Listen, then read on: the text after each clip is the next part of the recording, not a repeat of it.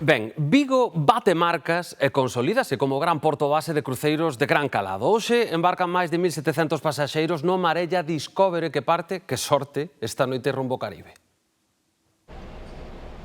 Así, ata 1.763 pasaxeiros embarcan hoxe no Marella Discovery, nunha xornada histórica no Porto de Vigo. É o segundo embarque máis grande da historia e consolida a cidade olívica como porto base de cruceiros de gran calado. Último retoque o buque de 264 metros de eslora para a travesía oceánica de 14 noites rumbo ao Caribe. Máis de 50 autobuses trasladaron os pasaxeiros chegados a Santiago dende os aeroportos de Londres, Manchester e Glasgow. A meirande parte son de nacionalidade británica, pero a primeira en entrar foi unha malagueña. De Vigo al Caribe, de Málaga a Vigo al Caribe. Es la primera vez que cruzamos en esta época del año, así que esperemos que esté todo calmado y bien. Looking forward to the Caribbean sun.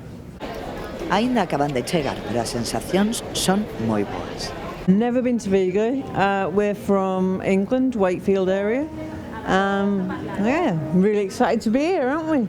Yeah. To see us and cruise ships coming in and out, it's quite good.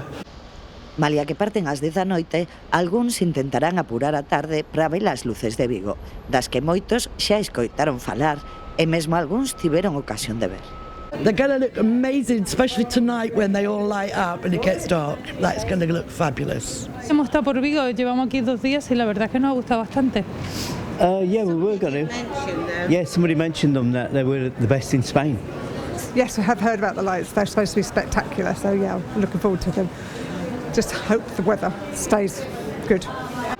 Este embarque histórico encádrase nun ano de récord pro tráfico de cruceiros en Vigo. Está previsto pechalo ano con 120 escalas e máis de 310.000 pasaxeiros, batendo así a marca do ano 2011.